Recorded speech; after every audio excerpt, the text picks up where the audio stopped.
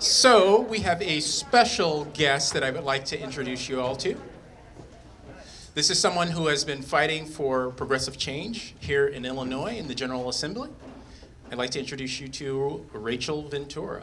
She represents the Joliet area.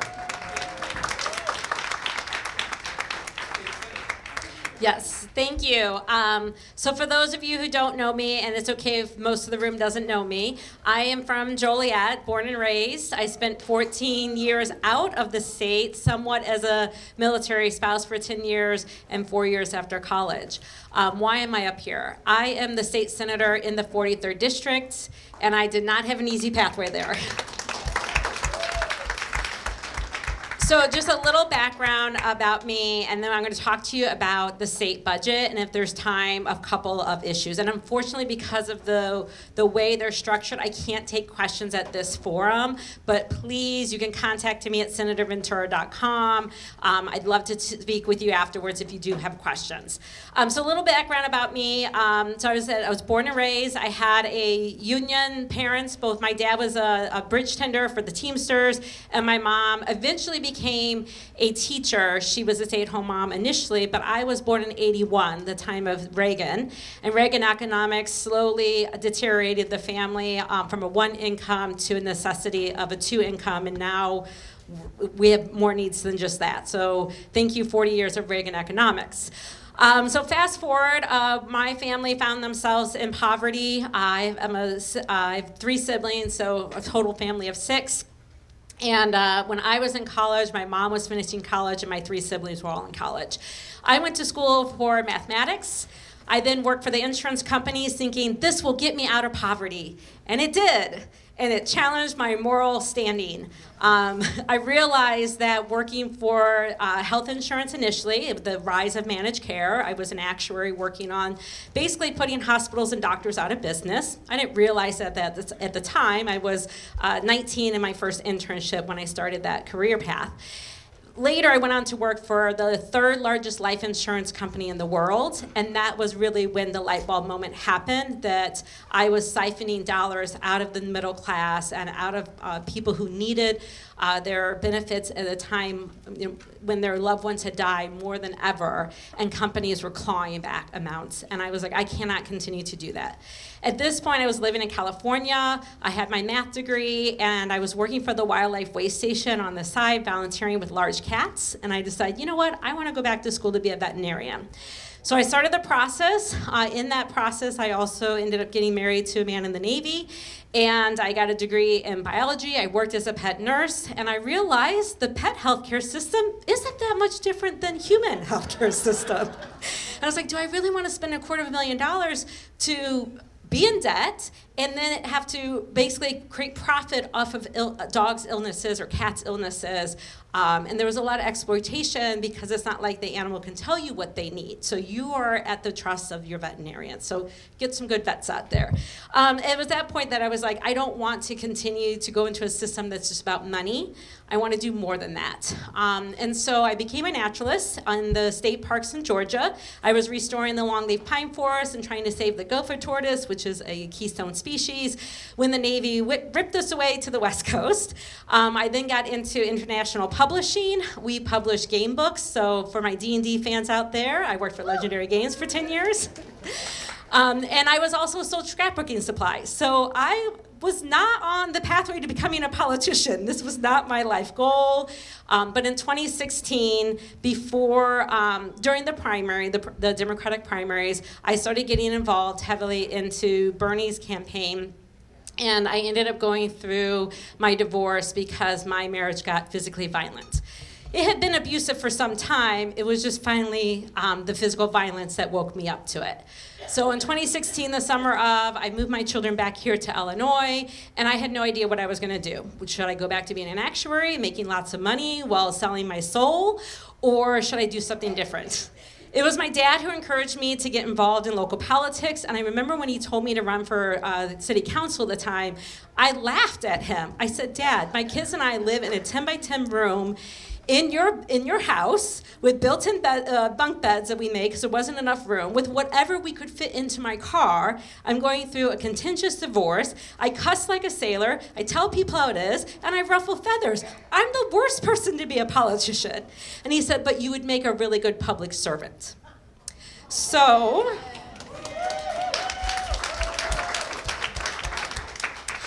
I still cuss like a sailor, so you have to bear with me. But I think he was right, because I am one of 3 senators in the state who do not take corporate PAC dollars.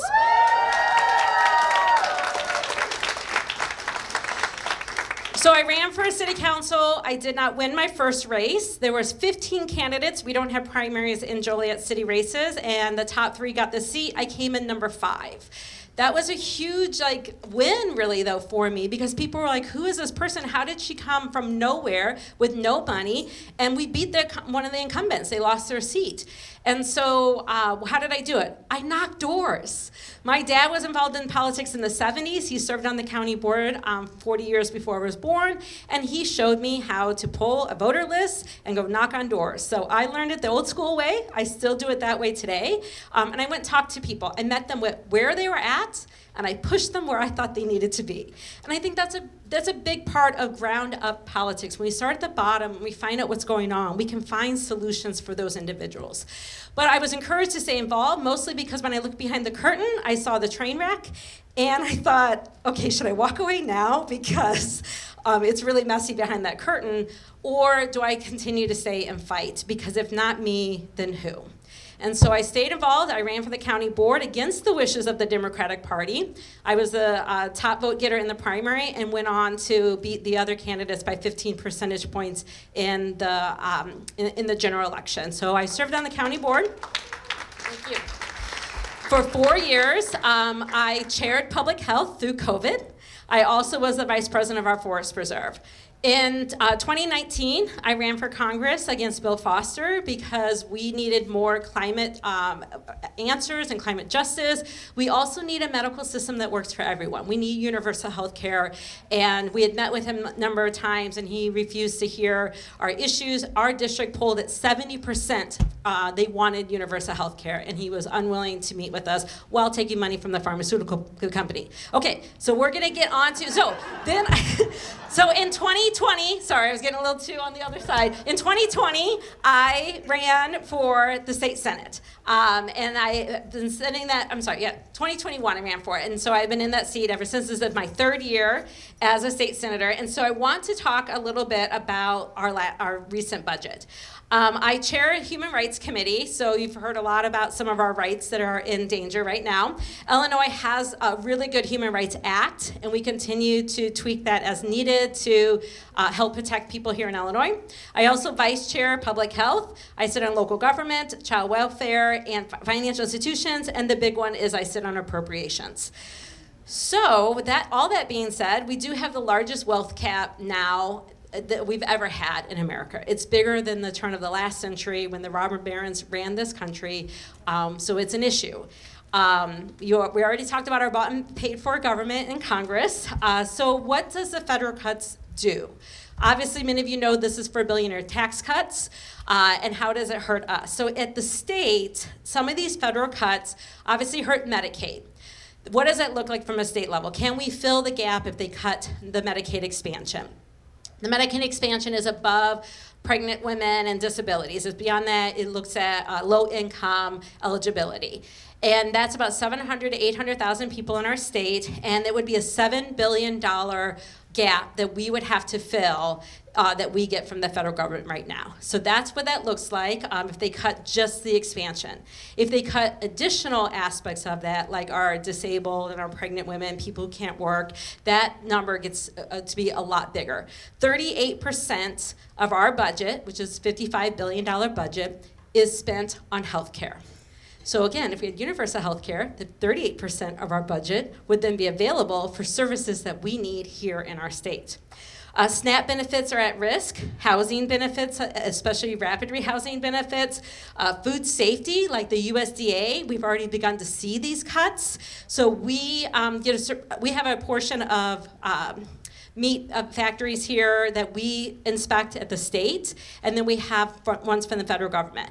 The federal government has already begun to pull back their dollars on those facilities. So if you're eating meat from Illinois that's raised here in Illinois, it's safe because the Illinois inspectors are looking at that. If you are eating a federal product, I cannot guarantee you that because that USDA factory here or inspection here in Illinois may not be operating right now. And then education, we've seen cuts, future cuts to that. The tariffs are impacting our economy, obviously. But right here in Illinois, what ends up happening is we don't bring as much sales revenues in. We don't bring as much income revenue in. We see our farmers are really being impacted by this. So those economic impacts, the uncertainty of what's happening in the country ends up impacting us in multiple ways. I mean, not just your pocketbook, but when the state can't bring those dollars in as well because you're not purchasing as much, you're not making as much, you're not driving around and spending your money as much, then that hurts us as well. And then we either have to cut services or make up the difference. And then, of course, just good old price gouging here in America is also hurting all of us. So before I get too much further into the budget, I want to do a big thank you to our Attorney General, Kwame Raoul. So I know earlier they talked about our governor, and our governor is fantastic. But Kwame Raoul is really on the front lines fighting that in court. He's filing the cases. When these federal cuts came down, like the USDA is a perfect example of that, we fought back, and some of that federal funding that has been frozen has now been lifted because of the court cases that the state of Illinois has been going for.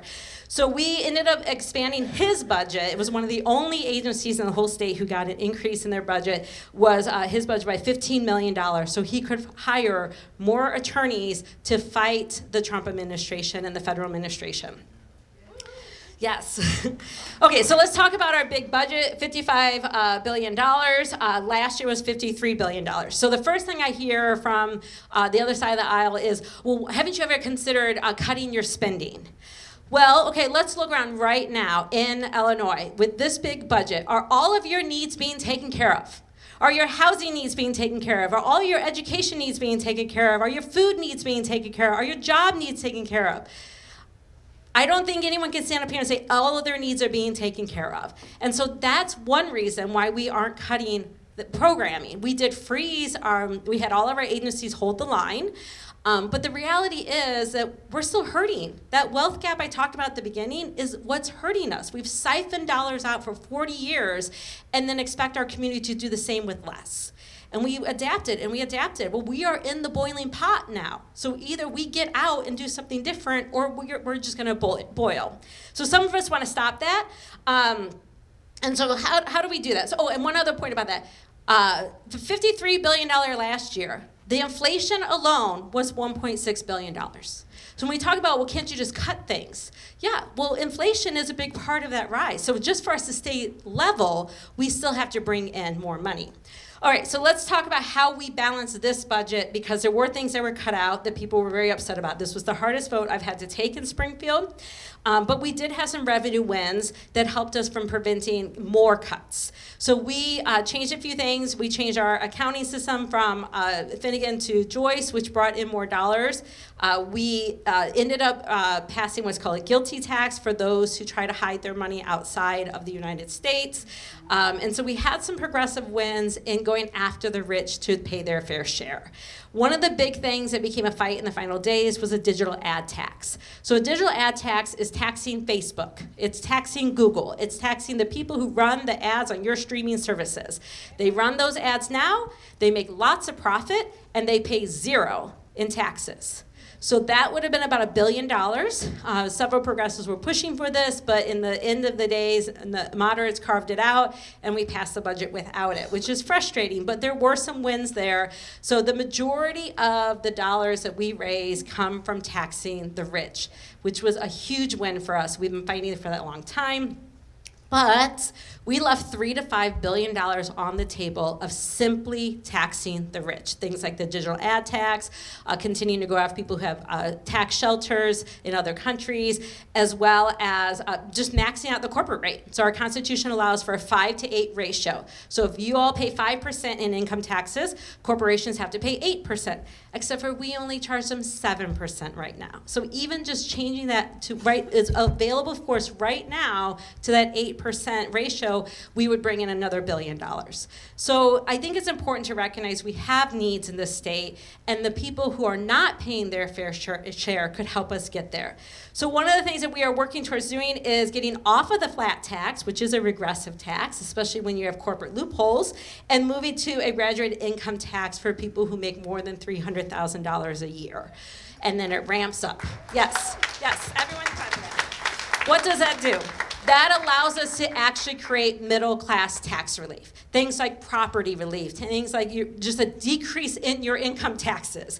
With the ratio we have now, 5 to 8, in order to get companies to pay more, I have to increase your guys' taxes. Nobody wants to do that. Nobody wants that. We recognize that would be harmful to us. But we are getting to the point where we cannot backfill the federal government's cuts. So if they continue to cut things like education, they continue to cut health care, if we want those things in this state, and you guys talked about earlier about how important the state is, then we need to have a mechanism that allows us to get that. If our federal government will not give it to us, our state is willing to provide that, but we cannot do it on the backs of the middle class. We cannot do it on the backs of the poor. And that is the system we have today, but we have an avenue to change it, but it's going to be a ballot referendum, and we're going to need all of your help. The last thing I will talk about briefly, do I have time? Okay, I want to talk about a few things that are still going that were not in the budget. There's still conversations. The transit is a big conversation. Chicago transit and the suburbs, public transportation, the systems are not working to the way that people need them to work. We don't have the frequency of trains and buses. We don't have coordination. These are some real problems. We need about $1.5 billion to invest in making sure we have those things so we have a working public transportation system. This is really important for the future. And so we want to continue to work on this. The Senate did pass the transit bill, but the House did not. So we may go back to special session, because just like in Congress, if the House changes the bill, it goes back to the Senate on concurrence before the governor can sign it. So if you have concerns about that or questions, reach out to your local lawmakers. The energy package, IEC, Kate was up here, she did a great job. We have energy needs, and big data centers like AI and data center, other Facebook and Meta, they want to come here, and they don't want to have to be held accountable for their own energy uses. And they are a huge driver. So while we passed CEJA a few years ago, that would help us move to sustainable energy, and we had certain goals. When we have an increase in that demand because of these data centers, and we're not able to raise the sustainable, like wind and solar quickly, then we're all going to be paying for it. So the energy bill said that the data centers had to procure their own sustainable energy or pay the REC credits to do so, and they wanted to be carved out of the bill. And on the last day. So the bill didn't move. So we have a lot of work there. But again, it's time to go back to your representatives and say, we need the rich to pay their fair share. They're making a ton of money on our data, on the tech era that we live in. And so if we don't get it right now, the next 100 years will be a bigger wealth gap. So I think that energy, we do need to procure more energy, but we need to be wise in our protections and regulations. They talked a little bit about Safe Schools for All. This was passed by the House and the Senate. We're waiting for the governor to sign it. We do believe he will sign it, and this will help immigrants when their children are going to school and some other spaces. Overall, we have to really rein in some of the privatization, whether that's privatized healthcare, privatized food, they're buying up our water, venture capitalists are coming in, buying housing. Like, this becomes a bigger and bigger problem. So if you care about the things I talked about, they are all happening in the state. Your House reps, your senators are all taking a varied position on the things I talked about. They need to hear from you. So I want to thank you all for being here, and I'm really, truly, organizations organization starts from the grassroots. It starts first in your mindset and your heart. And when you go and find someone who's got the same mindset and heart as you do, you have an organization. And continue to grow it. And I just applaud your guys' efforts. Thank you so much. Thank you, Senator Ventura.